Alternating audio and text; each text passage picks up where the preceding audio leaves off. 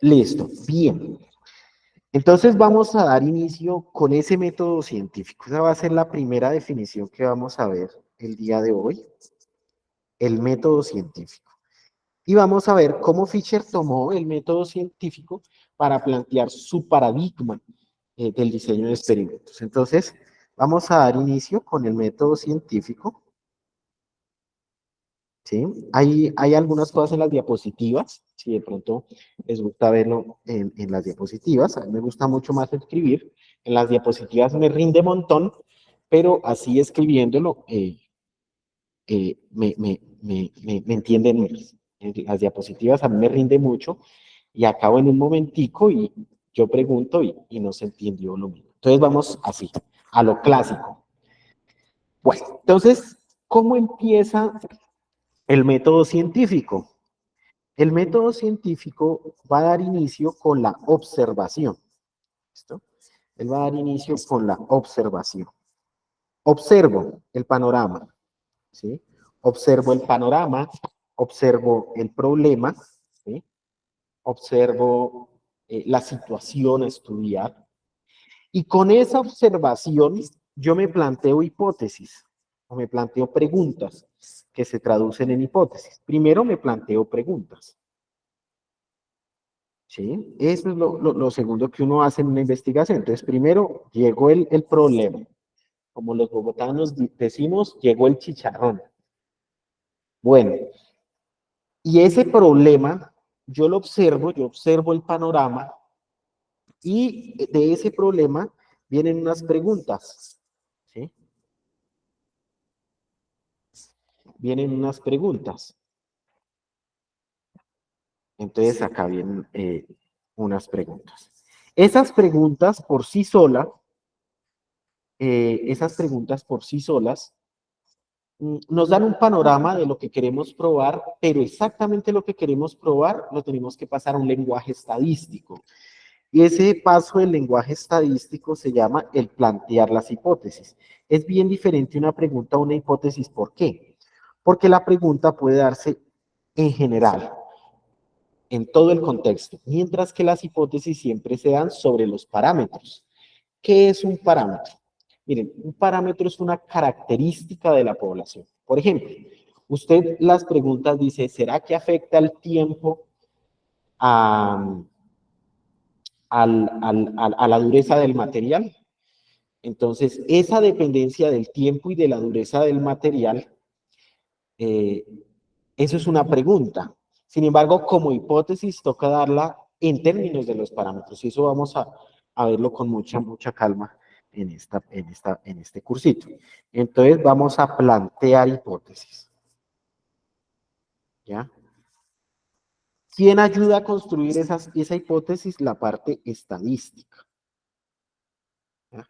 Eso es ese sería el tercer paso que tenemos ahí, plantear la hipótesis. Después de plantear la hipótesis y ya teniendo claro, primero se plantean las hipótesis y ahí sí se plantea el experimento. ¿Ya? Ahí sí se plantea el experimento.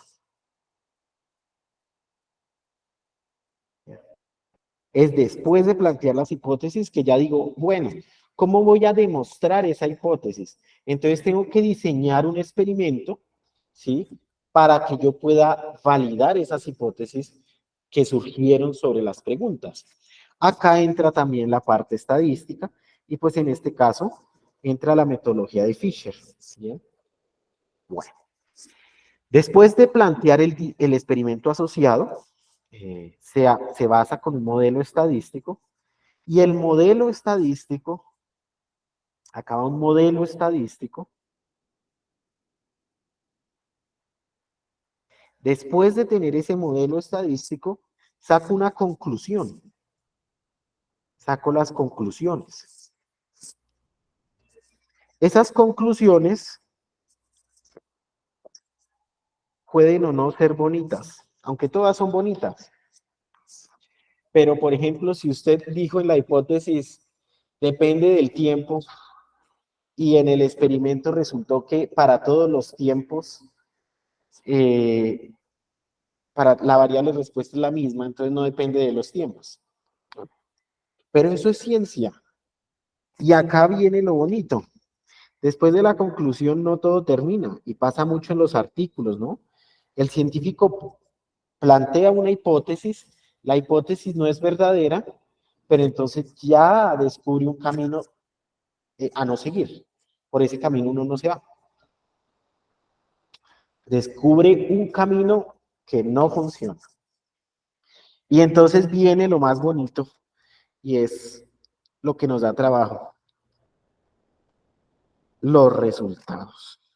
Y estos resultados, ¿por qué son bonitos? Porque como les digo, estos resultados no son absolutos. ¿Qué investigación es absoluta? Ustedes me digan, mire, la investigación aquí terminó y no sigue. No, eso siempre sigue. Y eso es lo que nos da trabajo, ¿sí o no?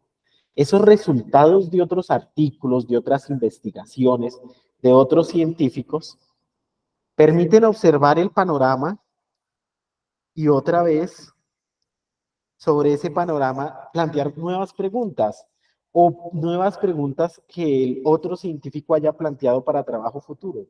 Y esas nuevas preguntas, nuevas hipótesis, y esas nuevas hipótesis requieren otro experimento y requieren otro modelo estadístico y sacan otras conclusiones, saco resultados y durante esa investigación me surgieron muchas preguntas también. Las coloco en resultados. Viene otro científico o yo mismo sigo trabajando en mi experimento y sigue, el método científico sigue y es lo que nos da a los profesionales. Eso es un ciclo. Entonces muchas veces el método científico se muestra como una línea recta, sin embargo es cíclico y el proceso de investigación es lo bonito, ¿no? Que sale un artículo, llegan resultados y esos resultados abren otro panorama, abren otro camino a seguir y uno lo sigue y lo sigue y lo sigue. Entonces, el diseño de experimentos tiene que ir encaminado durante todo el proceso. ¿Qué error se comete en la investigación? Que la estadística se tiene en cuenta acá. Y eso es gravísimo, porque la estadística debe ir acompañando todo el ciclo para ver qué experimento se usa. Por ejemplo, si se toman los datos y se va a un modelo estadístico y el modelo estadístico dice las réplicas mínimas para un nivel de significancia son 5 réplicas y ustedes tomaron 4, entonces ahí toca bajarle significancia, se pierde potencia del test, eso lo vamos a definir. Entonces, la estadística tiene que acompañar a todo el proceso, ¿sí? No solo a la parte del experimento y del modelo. Todo el modelo, todo el proceso científico y todo el método científico debe estar acompañado por la parte estadística. Ya sea un estadístico o no, pero sí una persona trabaje con el método científico y sepa en qué parte debe requerir un tamaño de muestra adecuado, un número de réplicas adecuado, un modelo de experimentos adecuado. Entonces, el diseño de experimentos se basa en el método científico. ¿Bien? Bueno, esa es una cosita, yo sé que muy sencilla, pero es para ver en dónde estamos. ¿Qué pasa? Lo único que le agregué son estas cositas, ¿listo? Al gráfico clásico. Porque debemos ver que la estadística está ahí y encaminada en el método científico. Bueno, clarito, ¿no? Sí, no, el método científico está claro, ¿hay alguna duda frente al método científico? Eso es, ¿sí o no? Cuando uno investiga, hace eso. Sí, claro que sí, Ruth. Una pregunta, tú ahorita mencionabas de la cantidad de réplicas que se deben hacer. Esa es una buena pregunta a la hora de uno diseñar un experimento. ¿Hay alguna directriz o cómo se sabe cuántas réplicas uno debe hacer? Pues es decir, por ejemplo, yo en los diseños o en los experimentos que hemos hecho, yo trabajo desde, bueno, en la biología Por lo general trabajamos 3 réplicas, ¿sí? Pero a veces uno como investigador se ve frente a la situación de decir, no tengo dinero para hacer 4 o para hacer 5 o a veces ni para hacer 3. Entonces, ahí en ese caso, pues no sé cómo se calcula esa parte de cuántas réplicas uno debería hacer en un experimento. Muchas gracias, Ruth. Sí, está muy buena la pregunta porque el caso del costo del experimento es a lo que más se enfrenta, por ejemplo, en los campos biológicos y en la parte de la medicina. Es sumamente complicado tener réplicas por las cuestiones económicas. En un hospital no se tienen los pacientes con las condiciones que se requieran y es sumamente complicado. Lo que se pierde ahí es potencia del test. Entonces ahí se sacrifica potencia. ¿Qué es la potencia? La potencia es la capacidad de detectar la hipótesis. De detectar la hipótesis. Si yo tenía una probabilidad de detectar la hipótesis del 95%, pues ya no será del 95%, sino del 90%, por ejemplo. Ahí se sacrifica es potencia del test. Ahí se sacrifica potencia. Hay páginas en Google que uno le coloca eh, el número de réplicas, le coloca la varianza y él te coloca cuánta potencia tiene el test. Eso lo veremos con mayor detallito y les comparto la. Pero sí es cierto, en la vida real no siempre es fácil tener réplica. Se sacrifica potencia del test. Gracias, Johnny, muy amable. Con mucho gusto, profesora Ruth. Con mucho, mucho gusto. Bueno, entonces, este es el método científico y el método científico, pues es nuestra directriz, nuestro camino para todas las ciencias. Eh, es nuestro rumbo a seguir.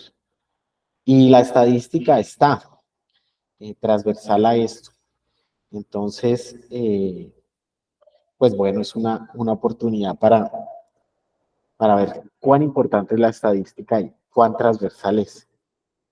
No voy a definir estadística porque yo soy estadístico, ya estoy terminando mi tesis en la maestría de estadística y pues yo seguiré por la estadística. Pero no me atrevo a definir estadística porque yo no sé qué es la estadística. Me lanzo a decir que son métodos que ayudan a validar hipótesis. Sin embargo, es mucho más que eso y si alguien me escucha me regaña porque dice, no, puede ser esto, no, puede ser lo otro, y todos tienen la razón. Entonces, no voy a dar la definición de estadística. Sin embargo, en este caso, la estadística ayuda a demostrar hipótesis. ¿Bien? Ayuda a demostrar hipótesis con grados de incertidumbre, porque yo no voy a tener toda la población ni todas las condiciones. Voy a tener un nivel de incertidumbre. Entonces, ayuda a plantear hipótesis y ayuda a demostrar hipótesis con un cierto grado de incertidumbre, cosa diferente a la matemática. La matemática, los teoremas no tienen ningún grado de incertidumbre. Un teorema se demuestra con una hipótesis y una tesis y no es necesario considerar ningún nivel de incertidumbre. Sin embargo, la estadística sí considera ese grado de incertidumbre. Ahí fue un poco atrevido tratar de definir estadística. Sin embargo, tengamos esa noción de que la estadística ayuda a demostrar hipótesis con un cierto grado de incertidumbre. Entonces, vamos a tener esa definición, obviamente muy vaga a lo que es la estadística, pero vamos a tener esa definición por ahora. Bueno, luego de ver el diseño de experimentos, vamos a ver algo sumamente importante. Buenos días, Diana, bienvenida. Vamos a ver algo muy importante y es la escala de medición de las variables. ¿Por qué es importante? Porque los métodos de diseños de experimentos indican que la variable respuesta debe ser de tal tipo, que el factor debe ser de tal tipo, que el bloque debe ser de tal tipo. Entonces, es importantísimo y puede parecer muy básico lo que vamos a ver en este momento.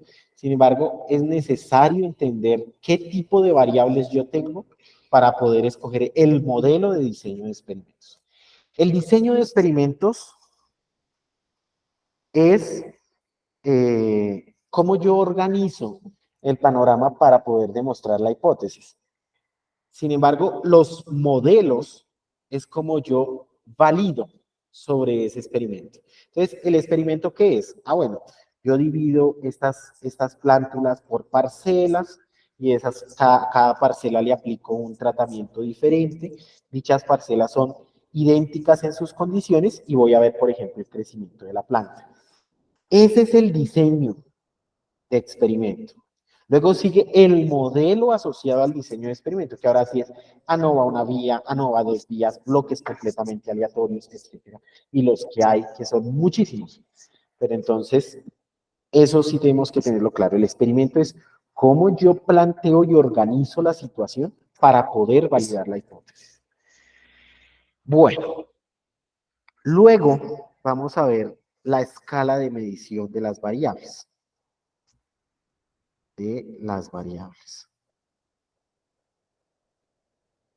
Bien, entonces vamos a ver primero dos tipos de variables que son muy sencillas de identificar en un inicio, pero voy a colocarles un ejemplito que los va a dejar pensando un poquito, porque no siempre es fácil distinguir la escala de las variables. Entonces, vamos a ver.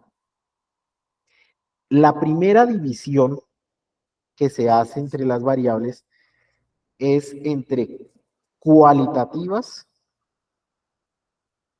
o categóricas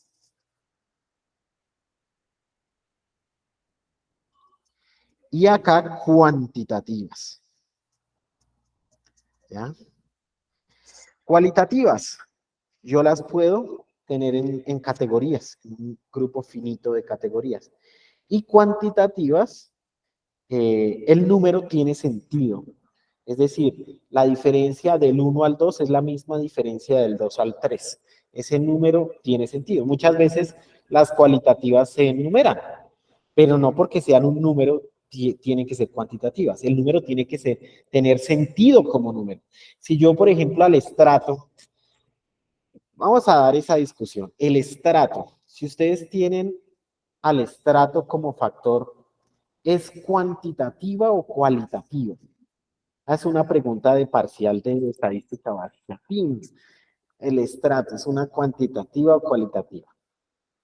Sí, esa pregunta es bien sutil, porque la cuantitativa pide y exige que la distancia entre 1 a 2 sea la misma distancia entre 2 a 3. ¿Será que el estrato cumple esa característica de que el número tiene sentido como número o solo como orden?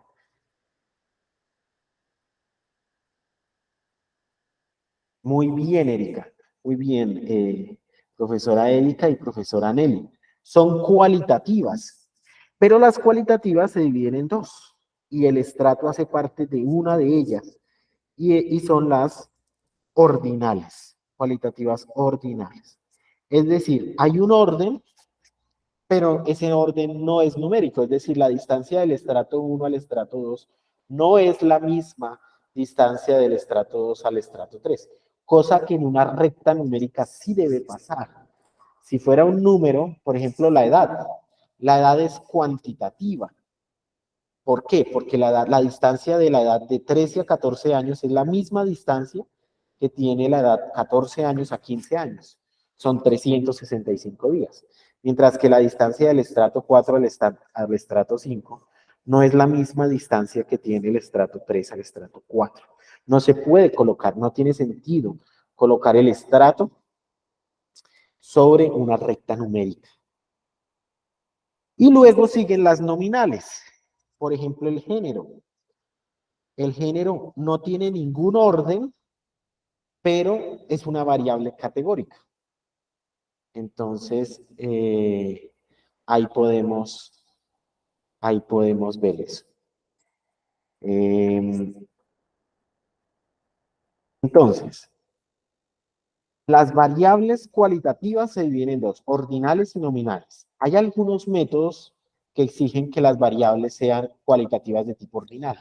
Hay otras que nominal. Entonces nos toca siempre tener ese tacto y ver qué tipo de variable pide el modelo de diseño de experimentos para poderlo aplicar. Y las cuantitativas, ellas sí son un poquito más engorrositas. ¿Por qué?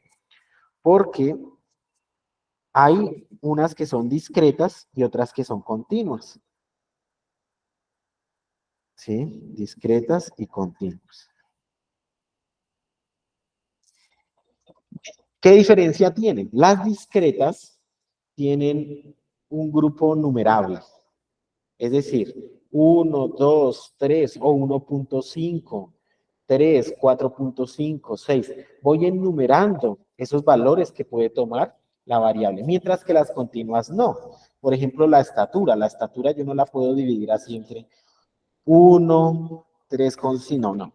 Es 1.72 centímetros y él coge cualquier número de decimal. Las discretas, en cambio, sí tienen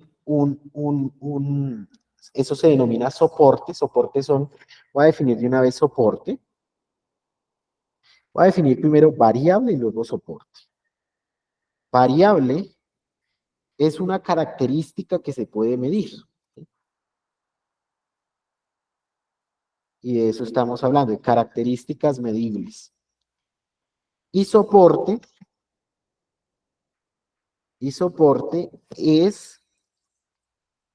son los valores, es el conjunto de los posibles valores que puede tomar una variable.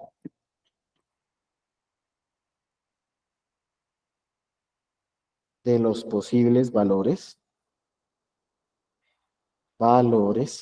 que toma una variable. Una variable. Por ejemplo, ¿cuál es el soporte de la edad en años? Vamos a considerar la notación. Esta notación sí es importantísima porque de ahora en adelante la vamos a aplicar y es importante en los artículos científicos ser bien estrictos con esta notación. La variable aleatoria se denota con variables mayúsculas, con letras mayúsculas. Y por ejemplo, esta es la edad en años. ¿Cuál sería el soporte? El soporte se denota con una X un poquito curviadita.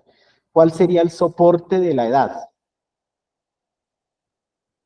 Entonces, en años, entonces 0, 1, 2, etcétera. ¿Sí o no? Estos son los famosos números naturales. Como esto es discreto, yo lo puedo ir contando 0, 1 y no tiene decimales infinitos ni nada de eso, no es continuo. Entonces, la edad en años es una variable discreta. Pero, por ejemplo, estatura yo no lo puedo escribir así. Si la variable y es estatura de la, altura de la planta, por ejemplo, de una plántula, altura de una plántula. Bueno, de una plántula, pues el soporte de esta variable yo ya no lo puedo escribir, ya no lo puedo escribir 1, 2, 3, 4, no, porque ella es continua, entonces son los números reales, es algo continuo, ¿ya? Es algo continuo. Entonces la de arriba es discreta, pero la de abajo es continua. Y eso es bien importante a la hora de escoger el modelo de diseño de experimentos, porque hay unos modelos para variables discretas, otros para continuas, otros para ordinales, otros para nominales. Nosotros, ¿qué vamos a ver en este curso? Vamos a ver continuas hasta la clase 4, hasta el viernes, y vamos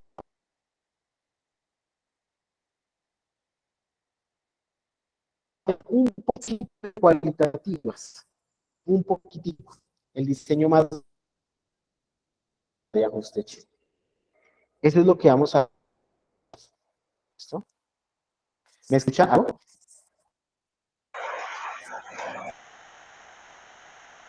Ya revisé. Sí, Vale, señor, muchas profe. gracias. Muchas gracias. Cualquier cosa me indican, cualquier error en el sistema o algo me indican. Muy bien. Bueno, entonces, las variables continuas a su vez tienen una discriminación y hay variables de intervalo de razón. Yo creo que es la parte más complicada de entender y es esta parte de intervalo y razón. Pero tengo un ejemplito que me ha servido para explicarlo y después de que ese ejemplo dije, me lo grabo siempre que el ejemplo porque el ejemplito es muy claro. Mira, la diferencia entre intervalo y razón es que el intervalo conectar mi internet a mí, porque el internet acá es complicado y se me olvidó hacer ese detallito. En un segundo ya paso al internet. Acá. Listo, no me demoro.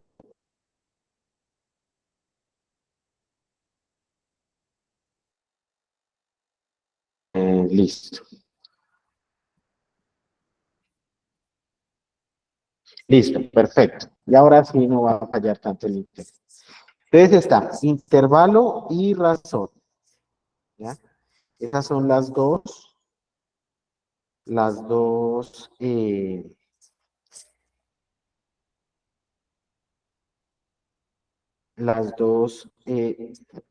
tipos de variables continuos. Ya estoy conectado a internet para que ya no falle. Listo. Creo que ya quedó. Dame un segundo y ya. Listo, ahí está conectando. Perfecto. Ha quedado conectado ya. Y ahora la tablet no se va a demorar tanto. Entonces está intervalo y razón. Listo. Porque ahorita escribí razón hace rato y no se veía. Listo. Entonces, miren, el ejemplito es muy sencillo. Intervalo, bueno, la definición es que intervalo no tiene sentido el cero, como ausencia de. Esa definición, ¿quién la entiende? No sé. Esa es la definición, ya ahorita lo vamos a aclarar con ejemplo. Y razón, tiene sentido el cero. ¿Cómo así que no tiene sentido el cero y tiene sentido el cero? Y el ejemplo está muy bonito. Mire, la hora. ¿Será que la hora cero, si me marca el reloj cero, o sea, las 12 de la noche, si me marca cero, eso significa ausencia de la variable, ausencia de tiempo o no? Por ejemplo, si yo estoy midiendo muy bien, mire, no tiene sentido el cero como ausencia de variable. En ese caso se dice que la variable es de intervalo y es muy peligroso tener una variable de intervalo. ¿Por qué? Porque muchas veces son variables cíclicas, variables en donde yo no tengo un centro. Entonces el cero no tiene sentido. Trabajar con la hora es muy peligroso porque tú no sabes si el cero es de martes o de miércoles, toca diferenciarlo. Entonces, toca tener mucho cuidado con las variables de intervalo. Bien. Las variables de razón sí son muy bonitas. Ellas permiten hacer todo muy hermoso. Los diseños de experimentos, la mayoría, funcionan es con variable de razón. Esas variables de razón tiene sentido el cero como ausencia de variable. Por ejemplo, el número de hijos. El número de hijos, no, el número de hijos no, porque esa no es continua, pero por ejemplo la estatura. La estatura es una variable cuantitativa continua, pero que el cero significa ausencia de estatura.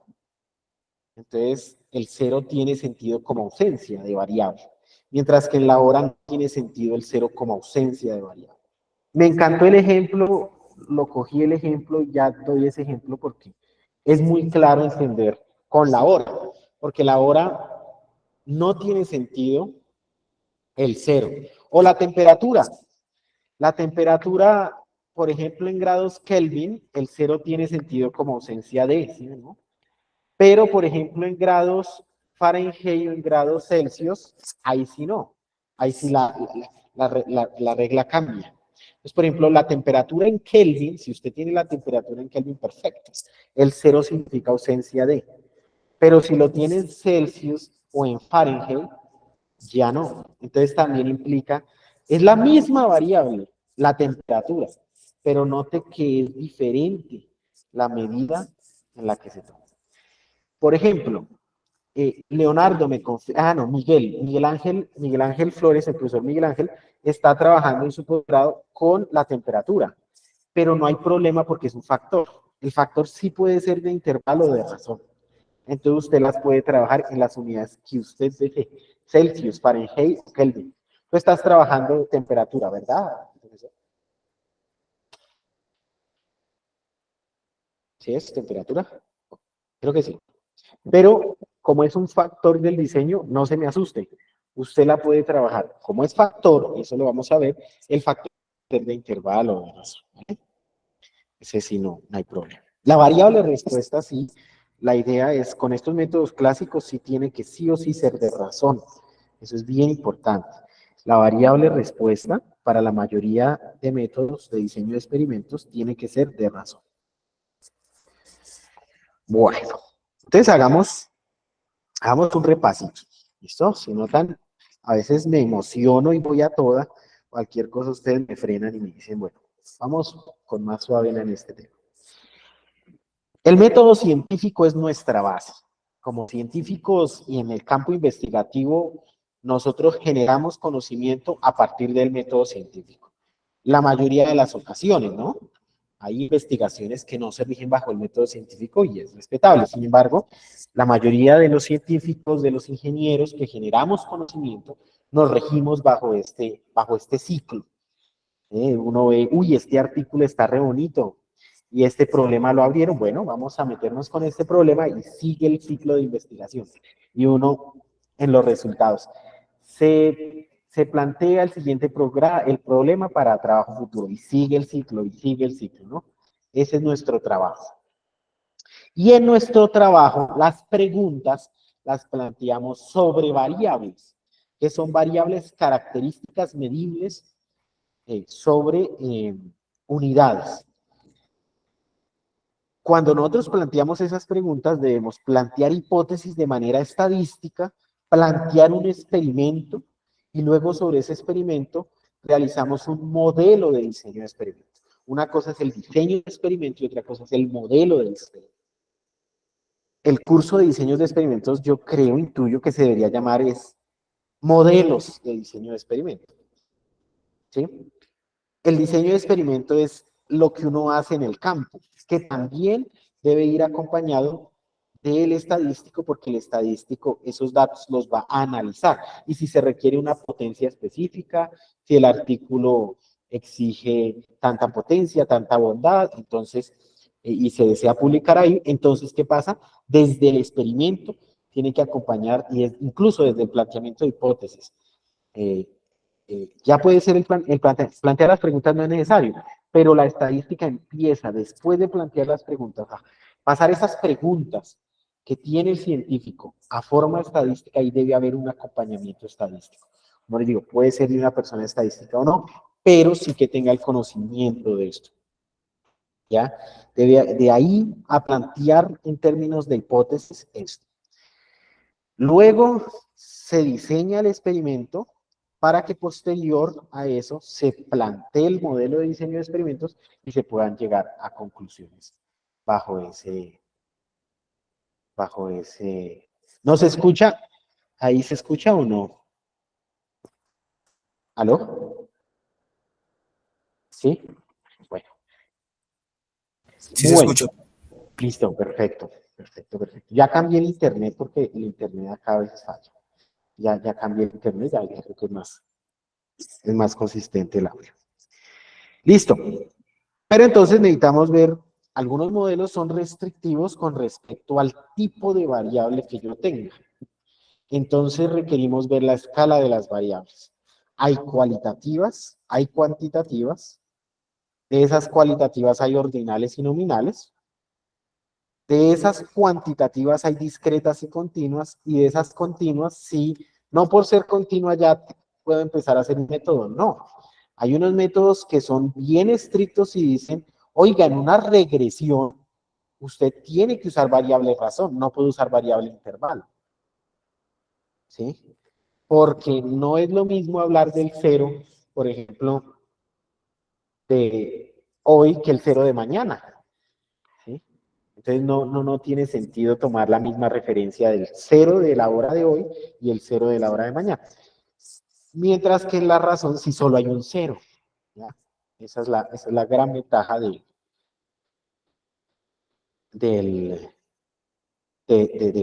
la razón. Esto, las variables de tipo razón. Por eso, la mayoría de diseño de experimentos se basan en la escala de razón. Bien. El soporte, yo voy a usar mucho esa palabra, soporte. Recordemos, soporte es el conjunto que puede tomar la variable aleatoria. El soporte me da la escala. Si ese soporte, por ejemplo, es el estrato, entonces es una variable cualitativa, pero hay que tener mucho cuidado. Es un número, pero no tiene sentido numérico. Yo no le puedo sacar la media al estrato, porque la media solo se le sacan a variables cuantitativas, porque usted está haciendo una media aritmética, y la media aritmética es el centro sobre una línea. O sea, si usted tiene acá, por ejemplo, el 1, el 2, el 3, el 4 y el 5, la media es el número, la media de tendencia central. Y usted sobre el estrato no puede sacar eso porque usted no los puede representar en una recta. Como no los puede representar en una recta, no tiene sentido ese centro. ¿Ya? La media, por ejemplo, usted no la puede sacar en variables cualitativas. Y el estrato es una cualitativa. Entonces, eso no se puede hacer en variables ordinales, no se puede hacer. Se puede sacar otra medida de tendencia central que se llama la mediana. Y hay diseños de experimentos basados en la mediana. O sea, no todo es oscuridad. De hecho, ahorita hay mucha luz. Ustedes tienen una variable ordinal. Ustedes buscan Google Scholar o Scopus. Design, experimental design with ordinal variables. Yes, ordinal. Con variables ordinales puedo usar este otro. Y esto tenemos toda la información ahí. Entonces ahorita es mucho más sencillo y ya hay muchas soluciones para los problemas que se han enfrentado. Obviamente vamos a ver los métodos clásicos, pero el diseño de experimentos es muy grande y nunca se limiten a que de pronto tienen una variable cualitativa ordinal o algo así. Ya hay mucha investigación desarrollada en los repositorios y es muy bueno que usen ese conocimiento, que muchas veces los estadísticos quedamos tristes porque hacemos diseños muy buenos que se ajustan a la realidad, pero se siguen usando los clásicos. Aprovechar todo eso para que tenga un impacto más fuerte esa parte de los diseños. Bueno, entonces, en el estrato no se puede sacar la media. Se puede sacar la mediana, porque es ordinal, pero la mediana no se puede sacar en una variable nominal, solo en ordinales. La mediana requiere un orden. En cambio, hay una que es súper relajada. Esa sí se puede sacar en todas las variables, se llama la moda. La moda se puede sacar en la que tú quieras. En cambio, la mediana sí requiere orden y la media sí requiere que la variable sea cuantitativa. Bueno, si quieren voy a anotar eso es importante. Las medidas de tendencia central.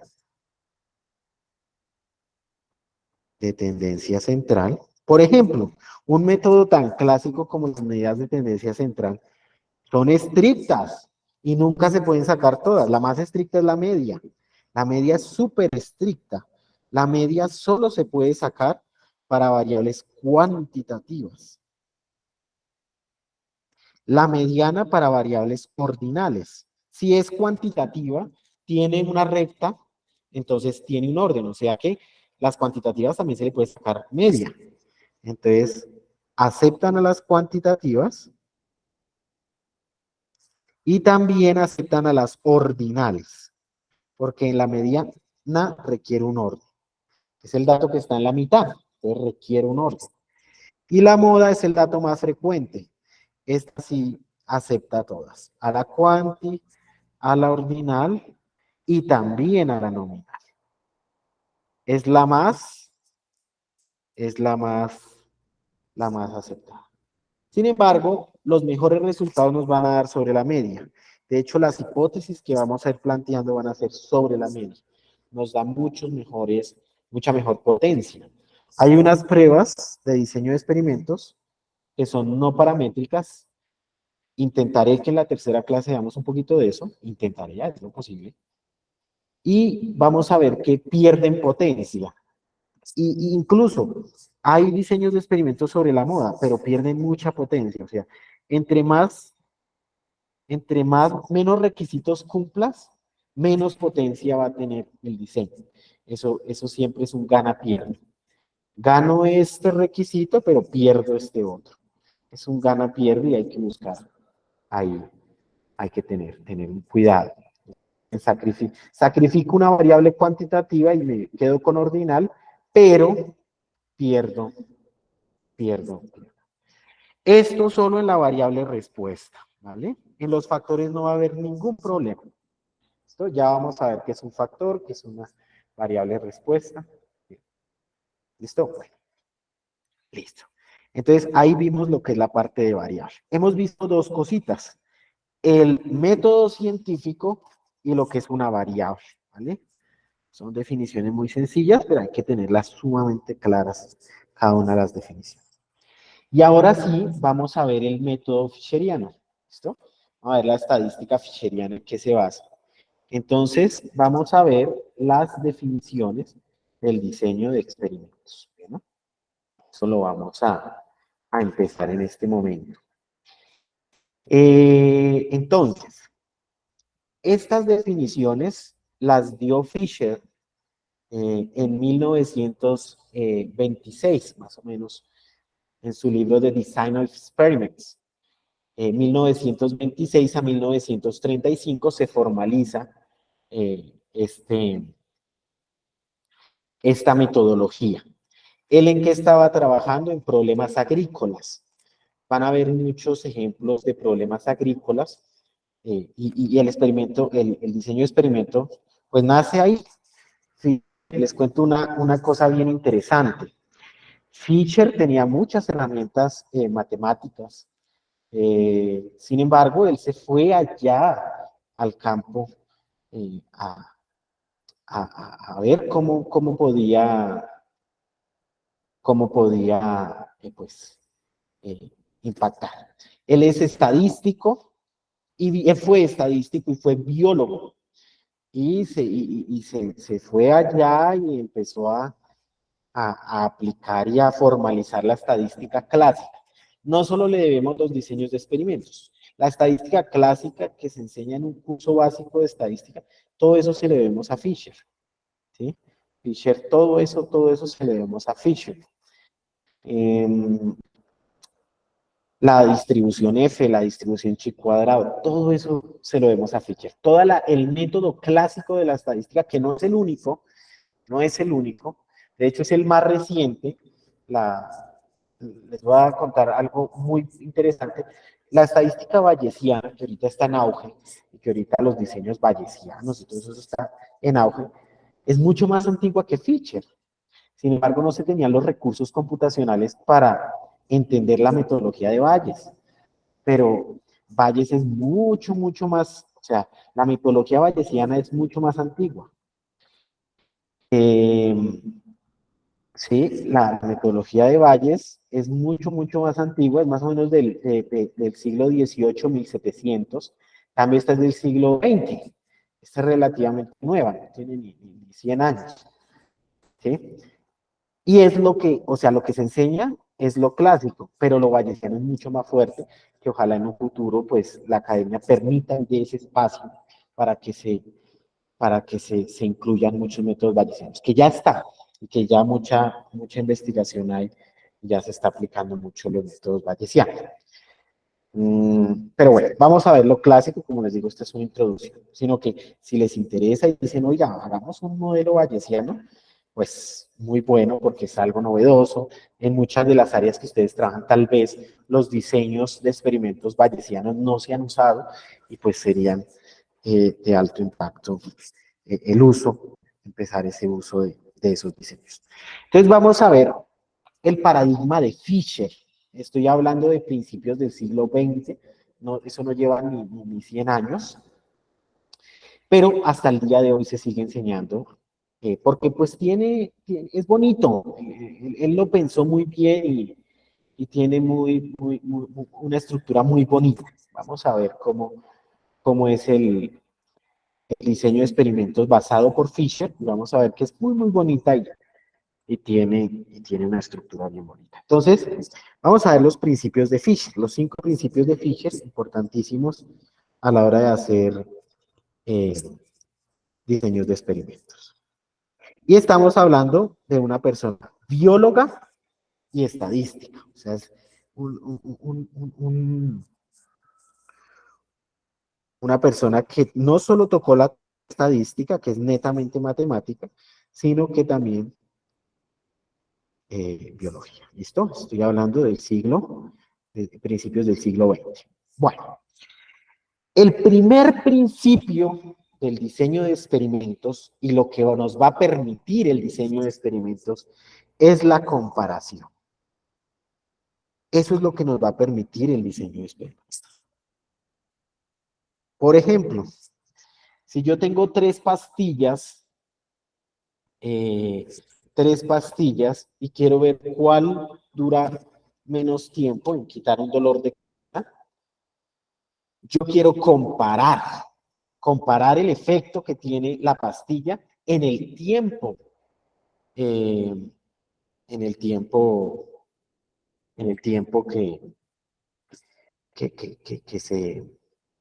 que dura pues en quitar el dolor de pastilla. Eso obviamente requiere un estudio médico, los pacientes deben estar en iguales condiciones porque el estudio con fármacos es sumamente complicado, es complicado, pero ya hay mucho estudio de diseño de experimentos sobre la farmacia. Eso hay y también es un área en donde se usa bastante el diseño de experimentos en el campo de la química farmacéutica. De hecho, si les interesa, Natalia eh, Cortés, ella es ceuta, especialista en estadística, magíster en estadística, y ella es una buena expositora de la estadística aplicada en la química farmacéutica. Si les interesa, les paso el blog de ella. Ella tiene mucho del diseño de experimentos aplicado a la química. No sé si de pronto hay alguno de química o esté trabajando en eso. Bien, lo que uno hace es comparar. Entonces, ¿qué queremos? Queremos optimizar. Si uno quiere optimizar, uno quiere menos recursos, pero más utilidad, ¿sí? Hablando en términos económicos, pero miren que todo funciona similar. Uno, por ejemplo, en aspectos biológicos, uno quiere más crecimiento de la planta, optimizando recursos que se le colocan a la planta, o en una resistencia de una viga. Se quiere mejor resistencia de la viga, pero optimizando tal temperatura en tal horno, optimizando tiempo en tal horno, porque pues es costoso. Entonces, lo que uno quiere es optimizar. ¿Y uno cómo optimiza? Pues uno lo que hace es poner diferentes condiciones y ver qué condición se comporta mejor. Eso es lo que uno hace. Y es el primer principio de Fisher. Fisher dice, este método del diseño de experimentos lo que permite es comparar. Si usted desea comparar y tiene un nivel de incertidumbre asociado, el diseño de experimentos es una muy buena opción para que usted realice su investigación. El primer principio. El segundo principio, sumamente importante, la aleatorización. Y que en muchos casos es problemático porque a veces no se considera la aleatorización y uno dice, pero ¿por qué da esto? ¿Por qué da esto? Y es porque no se consideró la aleatorización. ¿En qué consiste la aleatorización? Entonces, la comparación nos interesa optimizar. Voy a colocarlo en paréntesis, pero nos interesa optimizar, ¿cierto? Optimizar recursos eh, ecológicos, biológicos, en ámbitos de ingeniería, de materiales. Nos interesa optimizar. La aleatorización corresponde a tener individuos iguales, en las mismas condiciones. Esto es muy importante. Los individuos que se vayan a someter a diferentes escenarios, ellos deben tener la misma, el mismo comportamiento, las mismas características. ¿Sí? Eso es fundamental, tener las mismas características para que no haya ruido frente a eso. Vamos a ver que si tenemos un ruido asociado a eso, eso se llama el bloqueo. Ese va a ser un principio para quitar ese efecto del ruido en la aleatorización. Los individuos deben tener las mismas condiciones. Me confirman si ya mejoró el internet, si ya me están escuchando fluido, ya se pone. Entonces, los individuos deben estar en las mismas condiciones.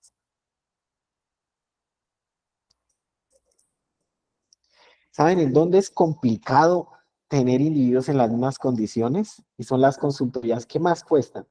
En el área médica. 2 pacientes nunca son iguales. Nunca. En el área médica, y vemos la parte de la réplica en el área médica es sumamente complicada. Y la parte de la aleatoriedad es bastante complicada. Entonces, esa aleatorización va a solucionar un poco la parte del bloqueo, que también es un principio fischeriano. Entonces, tenemos el bloqueo como tercer principio. ¿Y qué es un bloqueo? Un bloque. Un bloque es un ruido que me está causando. Elimina el ruido. El bloqueo elimina el ruido. Voy a colocarles un ejemplo para que se entienda bien esta parte. El ruido. El ejemplo es el que está en el Montgomery, en el libro Montgomery. Es muy, pero es el ejemplo que me acuerdo. Es el ejemplo de unos venenos para ratas. Es muy polémico, es el que coloca el Montgomery, voy a citarlo. Y el ejemplo es el siguiente. Resulta que se está investigando 3 tipos de venenos. ¿Sí? Bueno, voy a cambiarlo un poquito, es que eso es muy sádico y muy triste. Voy a cambiar. Voy a seguir con el de las pastas. Entonces tengo la pasta 1, la pastilla, la tableta, perdón. Ahí la tableta 1, la tableta 2 y la tableta 3. ¿Sí o no? El tipo de tableta 1, tableta 2 y tableta 3. Y por ejemplo, tengo la edad. Entonces tengo en jóvenes, adultos y adultos de la tercera edad. Bien. ¿Qué pasa? Resulta que en jóvenes la tableta 1 puede tener diferente influencia que en los adultos y que en los adultos de tercera edad. Pues si yo solo considero la tableta y los considero a todos como iguales, pues la edad me va a causar un ruido. A esa edad la consideramos como bloqueo o bloque. Y esto lo consideramos como factor. Es decir, factor es nuestra variable que yo puedo controlar y voy a ver, yo quiero ver las diferencias entre factores. Y la variable de interés es el tiempo que dura una tableta en quitar el dolor de cabeza. Lo más duro en este experimento es la aleatorización, porque no solo se considera un bloque, en este caso se deben considerar bastantes bloques, ¿no? Para que sea, si se va a considerar, por ejemplo, el tiempo. Ya hay, por ejemplo, esto de los tiempos de dolor de cabeza, esto se hacía en los años de Matusalén. Ya no, ya hay químicos y hay simulaciones en las cuales pues se ve cómo la pastilla pasa todo su proceso, la cobertura de la pastilla, por ejemplo, nunca le quito la cobertura a una pastilla porque esa pastilla tiene todo un ciclo en el organismo y ya hay simulaciones, ¿no? Yo estoy hablando de los tiempos muy, muy atrás en donde se consideraba el tiempo de una persona que duraba para quitar el dolor de cabeza. Eso ya no se usa, ya hay laboratorios especializados, los químicos pueden dar fe de eso, ya hay mucho avance, ¿no? Sí, pero entonces, por ejemplo, este es un caso de bloque, ¿listo? Este es un bloqueo. Este caso, como les digo, es un poquito más complicado porque, como les digo, tenemos varias edades. El ejemplo de los venenos, para que se entienda bien lo de la parte de factor y bloque. Factor es la variable cualitativa a la cual yo quiero ver diferencias significativas entre esas categorías. Eso es factor. ¿Listo? Un factor es una variable cualitativa, eso es importante, o puede ser cuantitativa, pero yo la categorizo. ¿Listo? Es una variable cualitativa. Una variable cualitativa. O discretizada. ¿Sí? Por ejemplo, uno en la vida real no puede utilizar todas las temperaturas. A uno le toca escoger ciertas temperaturas, de tal manera que le cubran una gama de temperaturas avaladas por el contexto. Y lo que ahí hice fue discretizar una variable cuantitativa. Eso puede ser un factor. Entonces es una variable cualitativa o discretizada a la cual eh, a la cual eh, o en la cual se desea validar diferencias significativas. ¿Sí? ¿Listo? De una cierta variable. Variable. ¿Listo? De interés. Entonces, la variable de interés es, por ejemplo, en este caso, el tiempo desde que empezó el dolor de cabeza y se tomó la pastilla hasta que terminó el dolor de cabeza. Como les digo, esto es un ejemplo sumamente antiguo, ya esto no se usa, ya los químicos han hecho toda una serie de simulaciones y todo, y estas tabletas no se prueban en personas, ya hay unas simulaciones químicas que se hay, pero pues antes era así, ¿no? Hace muchos, muchos años se hacía de esa manera. Incluso algunos libros de diseño de experimentos clásicos, los de voleo, esos libros tienen ejemplos así. Pero eso ya no se usa. Eso no se usa ya. Sino que es un ejemplo para que se entienda qué es el bloqueo. El bloqueo es una variable cualitativa, también puede ser incluso cuantitativa, pero que me causa ruido a la hora de ver el efecto, en este caso el tiempo de mejoría del dolor de cabeza sobre cada una de las tabletas. Bien, la variable de interés en este caso es el tiempo, el factor es la tableta y el bloque es la edad. Voy a colocar el de los venenos para que, otro ejemplito para entender estas cositas. ¿Bien? Entonces, vamos a ver el de los venenos. ¿Cómo es el ejemplo clásico de los venenos? También es un ejemplo del Montgomery, de los libros clásicos de diseño. Entonces, tengo un veneno 1, un veneno 2 y un veneno 3. Y tengo ratas pequeñas, ratas medianas y ratas grandes. Entonces, ¿qué pasa?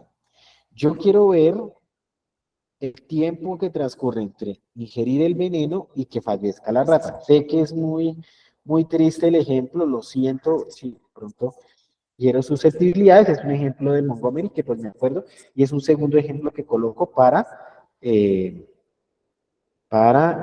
explicar lo de bloques y factor. Entonces, también se evalúa el tiempo desde que la rata ingirió el veneno hasta que fallece. Entonces acá es tiempo, tiempo, tiempo, y yo quiero ver las diferencias significativas. ¿Qué me interesa? Ver el mejor veneno, ¿sí o no? Eso es lo que me interesa, ver el veneno que me mate las ratas. Por ejemplo, hay algunas que será infinito porque, por ejemplo, las ratas grandes tienen más defensas y todo y no las mató. Entonces la idea es que las mate en un menor tiempo. Entonces, ¿cuál sería el factor? El veneno, que es al que yo quiero ver las diferencias. Yo quiero ver la diferencia entre el veneno 1, el veneno 2, el veneno 1, el veneno 3 y el veneno 2 y el veneno 3. ¿Cuál es el bloque? El tamaño, porque esto me puede causar ruido a la hora de comparar esos tiempos.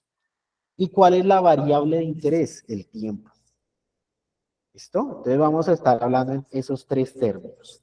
Bloqueo, factor y variable de interés. Bloqueo, factor y variable de interés. Hasta el momento hemos visto tres cosas. Ya miro el comentario. Listo, perfecto. Entonces, hemos visto tres cosas.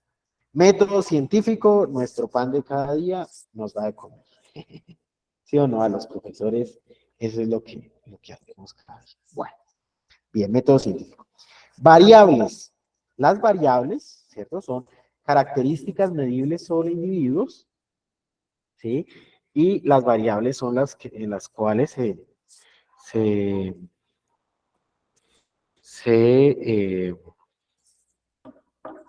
se plantean estas hipótesis. Bueno, esas variables tienen un soporte, la notación de la variable va a ser letra mayúscula, el soporte va a ser una letra inclinada, y medidas de tendencia central, acá vemos que la media no siempre se puede calcular, eso es algo importante, la media no se puede calcular. Eso no se puede. Es eso para tenerlo en cuenta. Bien. Y los principios de Fisher, entonces vamos en la comparación, la aleatorización y el bloqueo. Vamos en esas tres. ¿Dudas de esas tres? Aleatorización, comparación. Comparación es el objetivo. Si usted necesita comparar, va bien. Perfecto.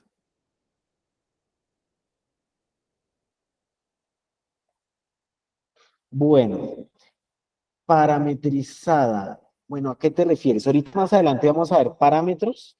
Entonces lo vemos con calma. Controladas es, voy a ver acá. Entonces voy a irme acá a los ejemplos.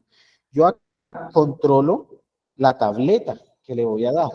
Y yo, por ejemplo, asigno a quién le voy a dar la tableta. En ese caso es un factor porque se puede controlar esa variable. Mientras que la edad no se puede controlar. La parte de parametrizada, ahorita vamos a ver que vamos a parametrizar ambas. O sea, esta variable la vamos a poner en términos de parámetros y esta otra variable también. Entonces, no sé, tal vez en alguna literatura hace la diferencia, sin embargo, en los conocimientos que tengo no encuentro diferencia. O bueno, las parametrizadas, pues todas se pueden parametrizar, los factores se pueden parametrizar. Y eso lo vamos a ver ahorita. Las controladas, considero, bueno, el factor se puede controlar, ¿sí? En el sentido en que usted sabe a quién le dio la tableta, usted puede asignarle a quién le da la tableta, o usted puede, pues, usted construye la tableta, mientras que la edad, el bloque, nunca se controla. El bloque es un ruido que da. Ok, vale, revisamos con calma esa parte y vemos. Por ejemplo, el factor se puede controlar, el bloque no se puede controlar. Y las variables nosotros las vamos a parametrizar en los modelos de diseños de experimentos. Entonces sí sería bueno si nos puedes mandar el link del artículo, si es libre, si no, pues lo revisamos con calma. Esa parte de la parametrización, ¿a qué se refiere esa diferencia? Porque la parte de controlada, como les digo, el factor siempre debe ser controlado por el científico, siempre. Por ejemplo, en el caso del profesor Miguel Ángel Flores, la temperatura, él la controla, me imagino, ¿sí? Profesor, ¿me corregirá? Sí, En ese señor. caso, ese es un Señor, sí. factor. Controla las 5 temperaturas. Perfecto, muy bien. Esas 5 temperaturas él las controla. Él sabe, voy a colocar esta, esta y esta, y pues mido la variable de interés. El bloque es algo que no puedo controlar, que no se puede controlar. Si ya todos, si hay aleatorización, o sea, si todos son igualitos, pues no tengo que pasar un bloque. Pero en el caso de personas, animales, objetos, la parte de seres vivos, biología, la parte biológica requiere bloque. ¿Por qué? Porque no todos los individuos son iguales. Es muy complicado tener, tener, tener, eh, tener individuos iguales. Por eso el bloqueo es tan importante a la hora de ver evidencias significativas sobre individuos biológicos. Eso es bastante complicado en ese aspecto. Pero, por ejemplo, no sé, el caso del profesor Miguel, de pronto él puede aleatorizar y ver que todos los materiales estén en las mismas condiciones para someterlos a diferentes temperaturas y ver las diferencias. En ese caso, posiblemente no se requiera bloqueo. Bien, listo, Nelly, muchas gracias por tu pregunta. El factor se puede controlar, ¿sí? Mientras que el bloqueo no. Las variables se pueden parametrizar. Y eso es lo que vamos a hacer planteando los modelos. Eso lo vamos a ver cómo se hace. Bueno, hasta el momento requiero 3 definiciones claras. Variable de interés.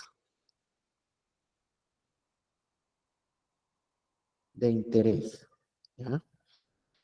Factor y bloqueo. Eso es importante. Bueno, otras definiciones para seguir en la parte de los principios de Fisher, los principios ficherianos, vamos a ver 2 definiciones. Vamos a ver la unidad experimental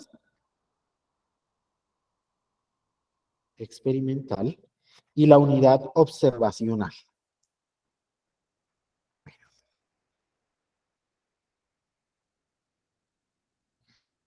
Observacional. Entonces, déjenme confirmar. Listo. Listo, perfecto. Entonces, mire, la unidad experimental es al... Ay, Dios santo, ¿qué pasó? Ya. La unidad experimental es al individuo o grupo que le asigno el tratamiento. Es al individuo o grupo al cual es asignado el tratamiento. El tratamiento es el nivel del factor. ¿Sí? Por ejemplo, el veneno 1, el veneno 2, el veneno 3. A cada uno de esos venenos se les conoce como nivel del factor. Entonces, a esa unidad experimental es al individuo o grupo al cual les asignado el tratamiento. Ahorita vamos a ver un ejemplo y por qué se diferencia individuo o grupo. Mientras que la observacional es al individuo o grupo, casi siempre es el individuo en este caso. Arriba casi siempre es grupo y abajo casi siempre es individuo. Es al individuo, es el individuo al cual se le mide la variable de interés. La variable de interés. ¿Cómo así? Vamos a ver un ejemplito para entender bien la diferencia entre unidad experimental y unidad observacional. Entonces vamos a ver la diferencia. Le mide la variable de interés. Bien. Vamos a ver la diferencia. Entonces, acá tenemos nosotros por ejemplo, un recuadro, ¿sí? En donde tenemos tierras y vamos a plantear plantas, ¿listo? Resulta que acá está más cerca del río, el río está acá, y acá está menos cerca del río. Entonces hay un bloqueo porque eso no lo puedo controlar, eso ya es inherente. Entonces, acá tenemos como 3 tipos de tierra con respecto al río, de la más húmeda a la menos húmeda, ¿ya? Entonces acá tenemos el bloqueo, acá tenemos la más húmeda, la que le sigue y la que le sigue. Tenemos 3 niveles de humedad, alto, medio y bajo. ¿Sí? Eso es inherente a la tierra. Y acá están las vitaminas. Entonces, vitamina 1 para la planta acá, vitamina 2 y, por ejemplo, sin vitamina. Esto es lo que se denomina el placebo. Bueno, entonces sin vitamina. Y acá este sería el factor, ¿ya? Pero entonces acá coloco 4 plántulas. Acá 4 plántulas. Acá 4 plántulas. Acá 4 plántulas de las mismas condiciones todas. Ellas fueron, crecieron en la misma condición, en una huerta. Esa huerta estaba en las mismas condiciones, con los mismos cuidados, se les dio la misma y ya están listas para pasar a tierra. Entonces se pasan a tierra así. Yo a todas estas plántulas les estoy asignando el mismo tratamiento, con un bloqueo de humedad alta y una vitamina 1. A todo ese cuadrito se le conoce como una parcelita. Esa parcelita, esa parcela, es la unidad experimental, porque es el grupo de individuos que reciben el tratamiento. Mientras que, si yo voy a ver, por ejemplo, la altura de la planta, la unidad observacional es cada una de ellas. Cada una de ellas. Es decir, la unidad observacional es cada plántula, pero la unidad experimental es toda la parcelita, toda la parcela, ¿no? Entonces, eso es importante, tener la unidad experimental y observacional. En algunos diseños de experimentos se puede hacer con una sola unidad experimental. En ese caso, la unidad experimental sería la misma observacional porque sería solo una plántula por cada tratamiento. Sin embargo, eso no es recomendado porque nos perdemos potencia. Entonces viene el cuarto principio ficheriano del diseño de experimentos y es la réplica. ¿Ah? ¿Qué es la réplica? La réplica es el número de individuos que se toman en la unidad observacional. El número de individuos. Yo estas notas se las paso por el Classroom, ¿listo? No hay problema, ¿sí? Porque copian y de pronto no, bueno, como deseen, ¿no? Igual yo se las facilito ahí en el Classroom, eso no hay problema. Me dicen cómo vamos, podemos cambiarlo, usar diapositivas. Igual las diapositivas también están ahí en el Classroom. Bueno, el número de individuos considerados en cada unidad experimental. Entonces, bueno, unidad experimental, un grupo, unidad observación, un individuo, grupo, individuo. ¿Bien? Unidad experimental, unidad observacional. Entonces, eso es importante. Bien, entonces, clarito que es la unidad experimental y la unidad observacional. ¿Qué? Unidad experimental, todos los individuos que se someten a un tratamiento, a las mismas condiciones. Unidad observacional son los individuos a los cuales les mido la característica de interés. ¿Vamos bien? Sí, profe. Listo, muy bien. Sí, señor.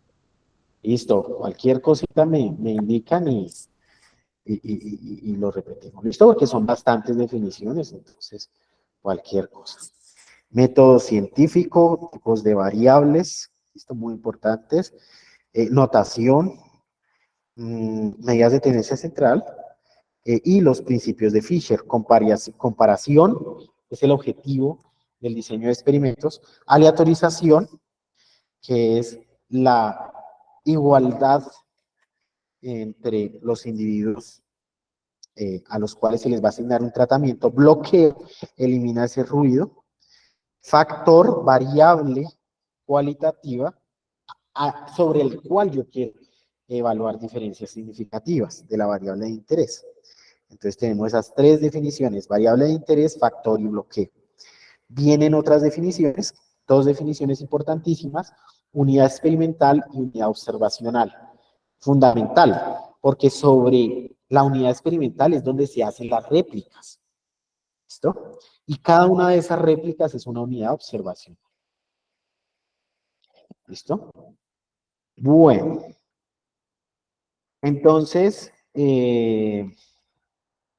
listo. Entonces, acá tenemos las definiciones. Ya no me falta ninguna. Ya bueno. ¿Qué me falta decirles? Bueno, dime, Liliana.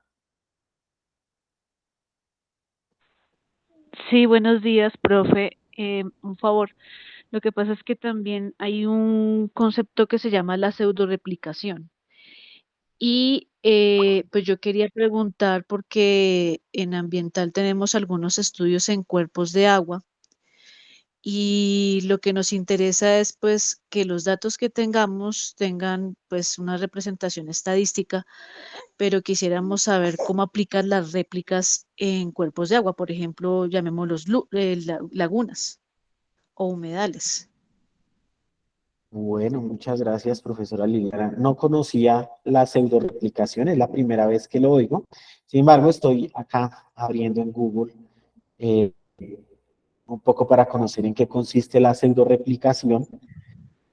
Tal vez lo conocía de pronto con otro nombre, no lo sé, tengo que revisar. Acá se usa Sí, mucho en la parte biológica, dice naturaleza y sí, lo que medio. pasa es que es, por ejemplo, cuando se toma, digamos, de una misma unidad experimental, se toma como dos muestras diferentes, entonces una es pues la unidad observacional y sobre esa misma unidad experimental se toma otra muestra que pues, es lo que se llamaría réplica. Por decirlo así, si yo eh, voy a mirar, por ejemplo, un animalito que tenga un tratamiento, eh, yo le tomo una muestra, por ejemplo, de sangre y a ese mismo animalito en el mismo tiempo le tomo otra muestra de sangre como si fuera una réplica. Entonces eso es lo que, pues, en los libros de diseño de experimentos se llama como pseudoreplicación, pero eso puede dar como una falsa idea de la dispersión de los datos. Ok, ok. Voy a revisar más sobre esa parte de la pseudoréplica. No la conocía. Sí, por ejemplo, conocía que la unidad experimental es una planta. Y la unidad experimental es una planta y la unidad observacional es cada hojita en la planta. Entonces al mismo individuo pues se le hace esa. O por ejemplo a una varilla, a una viga. Entonces a esa viga, en diferentes secciones de la viga se hacen mediciones. Eso lo conocía, no había escuchado lo de la pseudo réplica, tengo que ver bien la diferencia para verlo. Muchas gracias, profesora Liliana. Y pues sí, se necesita y más adelante con las tutorías y con las consultorías que se hacen acá en la parte de estadística, con mucho gusto te atendemos y revisamos con más calma esa parte, porque desconozco, pero está muy interesante. Tocaría verlo con más calmita y ver qué modelo se ajusta. Vale, gracias, profe. Con mucho gusto, Olivia. Muchas gracias a ti por el aporte. Pseudo réplica, voy a anotarlo. Bueno, bien. Entonces, estas son las definiciones básicas digamos, básicas del diseño de experimentos, con las preguntas que han hecho los profesores. Hay mucho avance en ese campo y vemos que hay diversas cosas, ¿no? Hay diversos diseños con bastantes factores el profesor Miguel, la parte de pseudoréplica que la profesora Liliana nos compartía, la profesora Sandra, que trabaja en biología. Bueno, ahí no, o la profesora Ruth, si no estoy mal, disculpará, ahí. Pero ahí vemos que es un mundo amplio, ¿no? Bueno, yo tengo mucho conocimiento de esto, pero no me las sé todas y también estoy aprendiendo mucho, porque los problemas que ustedes tienen en la vida real, ¿verdad? O sea, lo llevan a uno a panorama. Cada experimento, cada investigación es un mundo y cada investigación tiene su propio diseño, tiene su propio modelo. Entonces, es bueno y es sano y nos damos cuenta que no nos debemos limitar a la nova una vía o a la nova en bloques completamente aleatorios, sino que hay un mundo del diseño de experimentos. Entonces, muchas gracias por los aportes de ustedes. Bueno, entonces 9:50. Entonces, si quieren, pausamos. Voy a colocarle pausa a la grabación. Esta queda como 1.